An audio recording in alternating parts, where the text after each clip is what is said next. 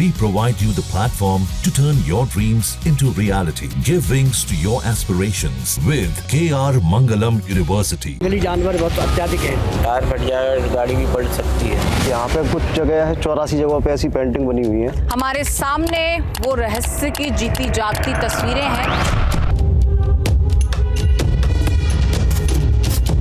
चट्टानों पर बने ये शैल चित्र उस युग के हैं जब कागज और कलम नहीं होते थे, भाषा और शब्द नहीं होते थे, कूची और कैनवास भी नहीं होते थे। चट्टानों पर बने ये शैल चित्र उस युग के हैं जब औजार और उन्नत हथियार नहीं होते थे, लोगों की बस्तियां और घर-बार नहीं होते थे। इतिहास की पुस्तकों में उस युग को आदम युग कहा गया और उस युग के मानव को आदि मानव, जिन्होंने इन रॉक पेंटिंग को बनाया होगा। ये बात 20-25 हजार वर्ष पहले की रही होगी जब हमारे पूर्वजों ने हमें कुछ बताना चाहा होगा। इन पत्थरों पर अपनी हथेलियों से अपना हस्ताक्षर छोड़ा होगा। किसी जानवर पर सवार होते रहे अपने राजा को दर्शाया होगा, 9 सखियों के नृत्य को उकेरा होगा और अपनी सभ्यता का विस्तार दिखाया होगा। तो आखिर इन गुफाओं में आदि मानवों ने कितने वर्ष गुजारे होंगे? उनके शिकार का तरीका क्या रहा होगा? उनका युद्ध कौशल कैसा रहा होगा? उनकी परंपराएं कैसी रही होंगी? और वो रंग कौन सा रहा होगा जिनसे पत्थरों पर पेंटिंग बनाई होगी? जिन पेंटिंग्स के रंग 20-25 हजार साल बाद भी अमिट हैं, इन प्रश्नों का उत्तर छिपा है मध्य प्रदेश के मुरैना में, जहां पहाड़गढ़ के घने जंगलों में लिखी छाछ की गुफाएं मिलती हैं और जिन गुफाओं में 20 से 25 हजार वर्ष पुरानी रॉक पेंटिंग्स मिलती हैं। नमस्कार, बहुत स्वागत है आप सभी का। आप देख रहे हैं न्यूज नेशन पर हमारी खास पेशकश रहस्य और मैं हूं आपके साथ अमृता गर्ग। और रहस्य आज का है मध्य प्रदेश के जंगलों में, यानी मध्य भारत के जंगलों में छिपा हुआ। और इस रहस्य की खोज के लिए दिल्ली से हमने तकरीबन 350 किलोमीटर का सफर तय किया। तब जाकर हम पहुंचे हैं आसन नदी के किनारे के इन तमाम लिखी छाछ के चित्रों तक, जो आपको बताएंगे कि हमारी प्राचीन सभ्यता कैसे निवास करती थी। लिखी छाछ यहाँ आप देख सकते हैं। इसी रास्ते से होते हुए हम अपनी मंजिल तक पहुंचेंगे। ये लिखी छाछ क्या है, इसके अंतर्गत क्या है और कौन सा रहस्य है जो आज भी अपनी कहानी को पत्थरों के जरिए बयान करता है, ये सब आज की इस खास पेशकश में आप देखेंगे। लेकिन उसके लिए हमें इन घने जंगलों से ये सफर तय करना होगा, जो यहाँ से तकरीबन 5 किलोमीटर का होगा। अब ये भी देखना होगा कि आगे का रास्ता कैसा है, क्योंकि अमूमन जंगलों में कई खतरे होते हैं जो हमारा इंतजार कर रहे होते हैं। फिर चाहे वो कंटीले तार हों, चाहे वो पथरीले रास्ते हों, या फिर पैर पैर पर वन्य जीव, जिसमें जंगली चीते भी हो सकते हैं। तो आज के रहस्य का ये जो पड़ाव है, ये बहुत खास होने वाला है, बहुत दिलचस्प ये सफर होने वाला है। और मंजिल पर पहुंचेंगे, लेकिन उससे पहले जो सफर है उसका लुत्फ ले लेते हैं। तो चलिए मंजिल की तरफ बढ़ते हैं इस कठिन रास्ते से होते हुए। और आज का जो रहस्य है, लिखी छाछ, ये क्या है आप तक पहुंचाएंगे, तस्वीरें भी आप तक पहुंचाएंगे और जानकारी भी यहाँ के ही स्थानीय लोगों के जरिए। आइए, आदम युग की इस पहेली की पड़ताल हमें मध्य प्रदेश के मुरैना से करीब 70 किलोमीटर दूर ले आई। ये यात्रा हमें एक ऐसे इलाके में ले गई जो पूरी तरह से वीरान नजर आता है, जहां जंगल और जंगली जानवरों के अतिरिक्त कुछ भी नजर नहीं आता। कुनो नेशनल पार्क के उसी इलाके में हमें प्रागैतिहासिक काल के खजाने की खोज करनी थी। हमारे पूर्वजों की दीवारों पर लिखी एक किताब पढ़नी थी, युगों पुरानी पहेली समझनी थी। लेकिन उससे पहले हमें जंगल के दुर्गम रास्ते से टकराना था। इस रास्ते पर हम अब तक आ गए हैं। कई किलोमीटर का सफर हमने इन घने जंगलों में तय किया है, लेकिन अब हमारे पायलट साहब की भी बस हो गई है। उनका कहना है कि यहाँ तक गाड़ी आ गई, बड़ी बात है, टायर नहीं फटा, बड़ी बात है। लेकिन अगर इस रास्ते की बात की जाए तो पूरा पथरीला रास्ता है और ये तकरीबन अब यहाँ से कुछ 2 और 1.5 किलोमीटर का रास्ता है, जो यहाँ से हमें पैदल ही तय करना होगा। लेकिन पायलट साहब का क्या कहना है, ये भी आपको सुनवाते हैं।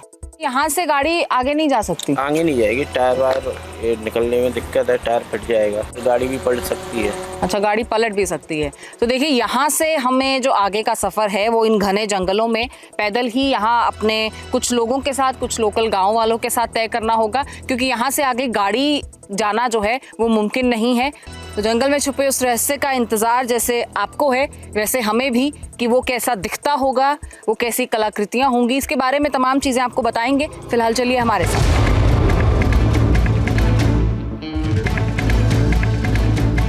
आखिर एक पहेली की पड़ताल में हम विंध्य पर्वत श्रृंखला में दाखिल हुए, जहां बलुई पत्थरों के पर्वत और सघन वन नजर आते हैं। एक ऐसा सघन वन जहां छाया तो है, पर अप्रैल की तपती धूप से बचने के लिए कोई छांव नहीं मिलती। कहते हैं कि चंबल के इस इलाके में आज भी डाकू रहते हैं। उन डाकुओं से बचने के लिए हमने एक टीम बनाई और जोखिम होने के बावजूद लिखी छाछ के दुर्गम मार्ग पर पैदल ही आगे बढ़ गए। तो भारत में सदियों पुरानी ये सभ्यता कैसी दिखती होगी, वो कैसे काम करते होंगे, उनका रहन सहन क्या होता होगा, आज इसी रहस्य से पर्दा उठाने के लिए हमने जंगल का ये सफर, ये रास्ता तय करने का फैसला किया है।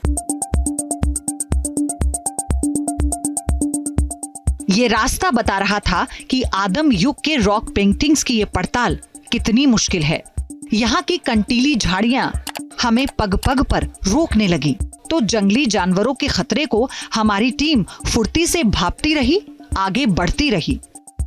तो देखिए, दिन का उजाला भले ही है, लेकिन जंगल का खतरा जो है वो क्या दिन और क्या शाम और क्या रात, हर जगह हर वक्त बरकरार रहता है। तो ये भी मैं आपको बता दूं कि हम इस वक्त एक जत्थे में चल रहे हैं, ताकि कोई भी खतरा हो तो उससे निपटने के लिए हम लोग सक्षम रहें। हमारे साथ वन रक्षक विभाग के अधिकारी भी हैं, और साथ ही साथ आपको ये भी बताते चलें कि कुछ लोग जो यहाँ के लोकल हैं वो हमसे आगे चल रहे हैं।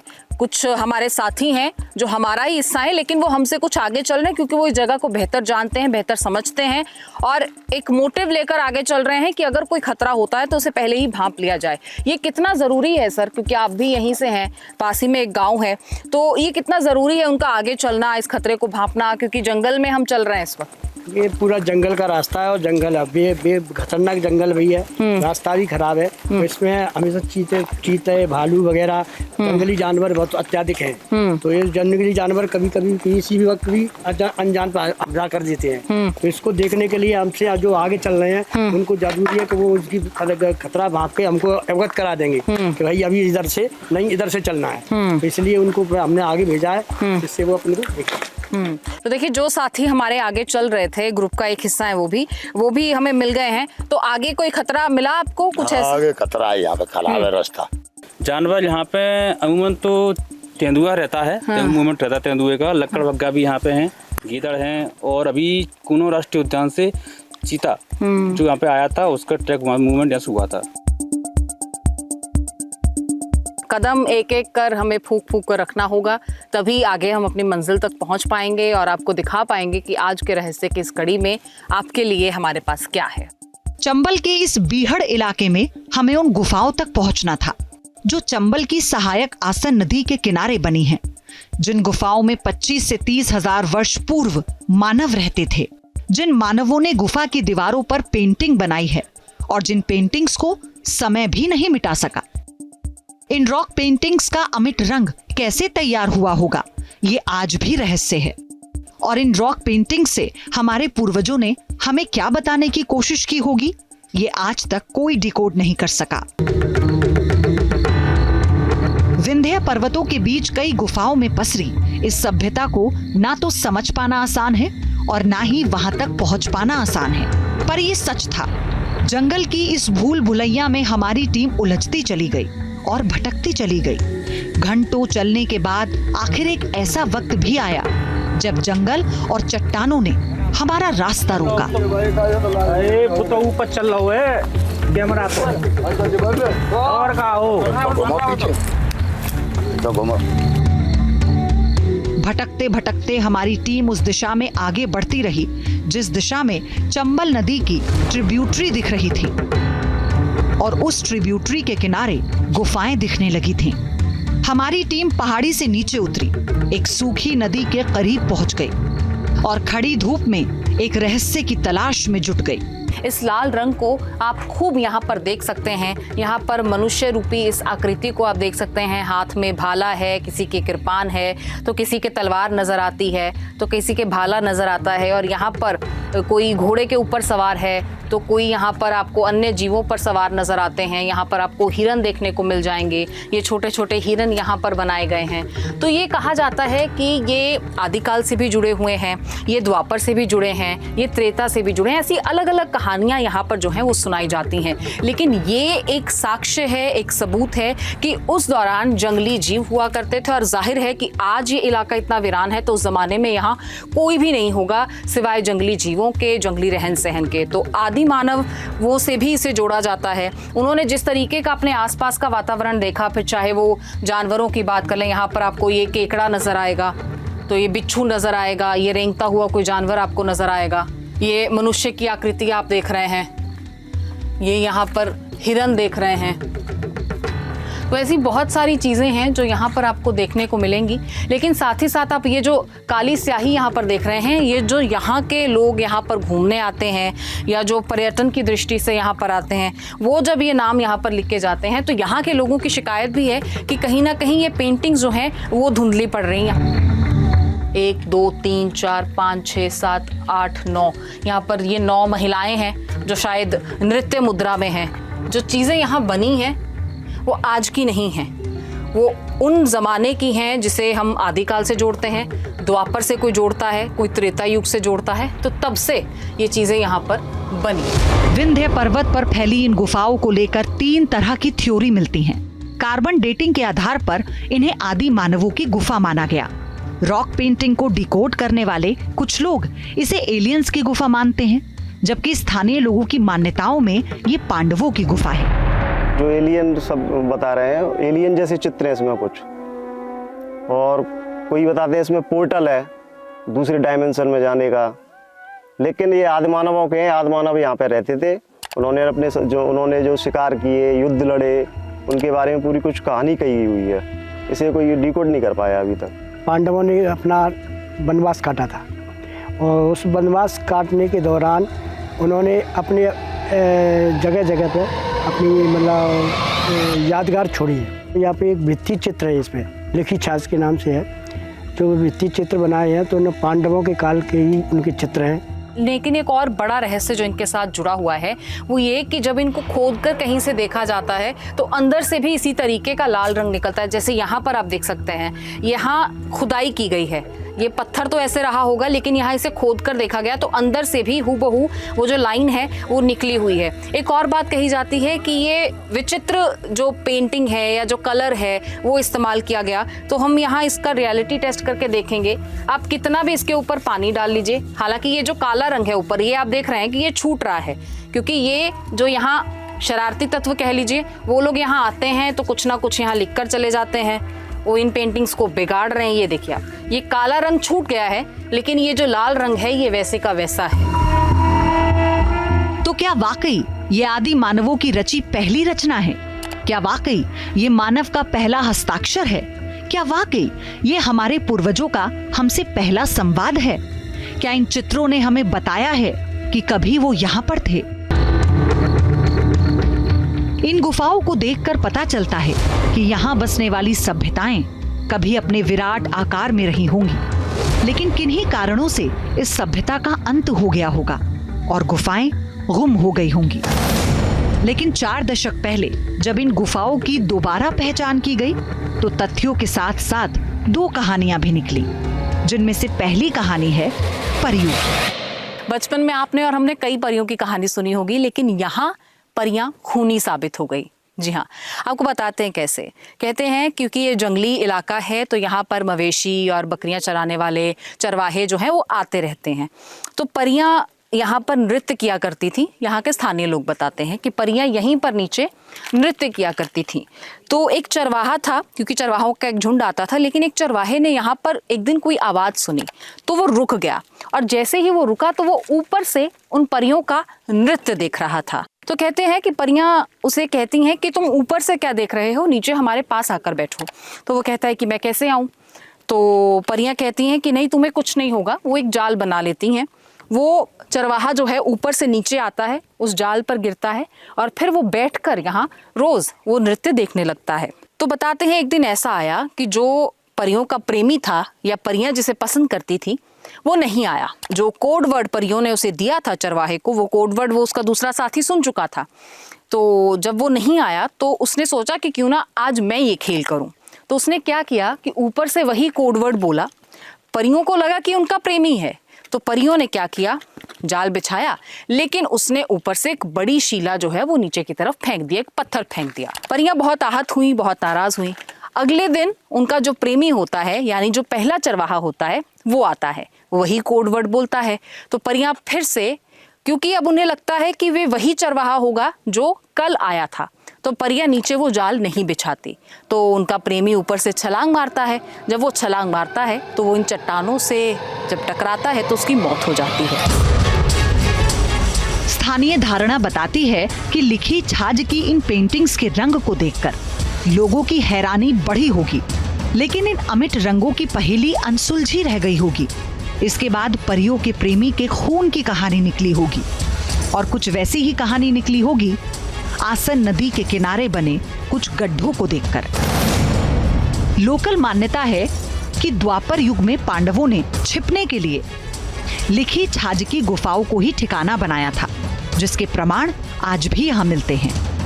तो देखिए, यहाँ इसी आसन नदी के आसपास जब हम निशानियों को खोजते हैं तो यहीं पर एक भीम बैठका भी हमें जो है वो दिखाई पड़ती है, जो एक अन्य साक्ष्य के तौर पर हमारे सामने है कि जो लिखी छाछ है वो पांडवों से कैसे जुड़ती है। अब यहाँ पर ये निशानियों को आप देखिए, जो गड्ढे हैं यहाँ पर ये बताए जाते हैं कि ये भीम के घुटनों के निशान हैं। ये जो गड्ढे दोनों इस तरफ और इस तरफ आप देख रहे हैं कि वो यहीं पर बैठकर पानी पिया करते थे, इसीलिए उनके जो निशान हैं घुटनों के वो यहाँ आ गए हैं। और ये उनकी बैठका हुआ करती थी, यहाँ पर वो बैठते थे, यहाँ पर उन्होंने कभी झुककर जो है पानी पिया होगा। तो इस तरीके से ये निशान जो है वो यहाँ पर बन गए, ऐसे वो बैठते थे।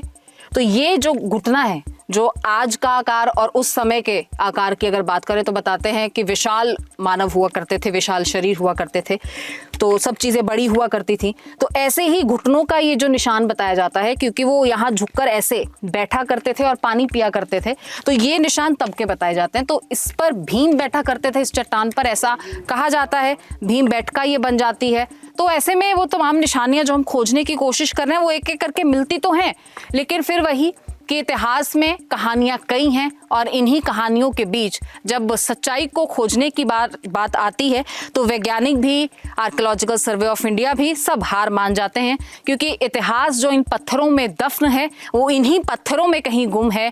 पत्थर बोलते ज़रूर हैं लेकिन उन्हें समझने वाला चाहिए, और आज जो लोग इन्हें समझ रहे हैं वो अपनी अपनी परिभाषा इन पत्थरों को देते चले जा रहे हैं। तो आखिर लिखी छाछ की सच्चाई क्या है? क्या वाकई भीम जब इस शिला पर बैठे होंगे तो इस शिला पर उनके घुटनों के निशान पड़ गए होंगे? क्या वाकई इन चट्टानों पर कभी परियों ने नृत्य किया होगा और अपने प्रेमी के रक्त से इन गुफाओं को चित्रों से रंग दिया होगा?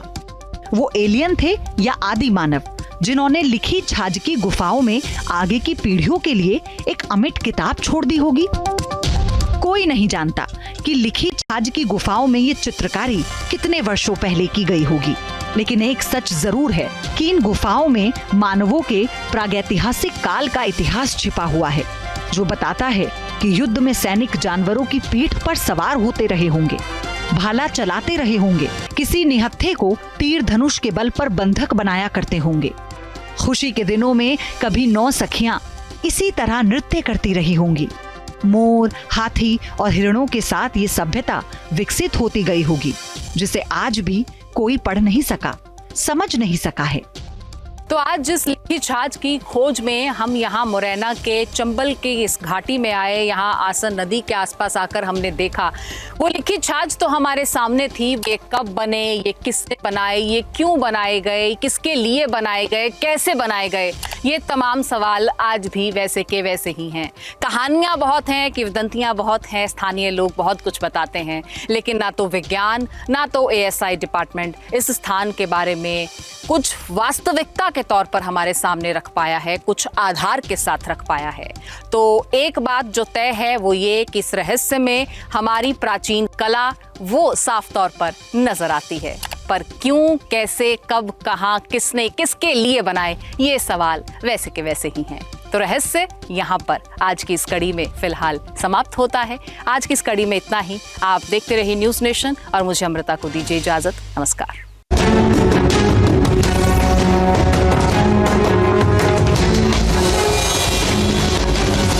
जहाँ भक्ति है हर शब्द में, कथाओं में छुपे हैं दिव्य रहस्य और ज्योतिष देता है जीवन को दिशा। धर्म से जुड़ी हर बातों को जानने के लिए हमारे चैनल स्तुति को सब्सक्राइब करें। चैनल पर जाने के लिए इस लिंक पर क्लिक करें।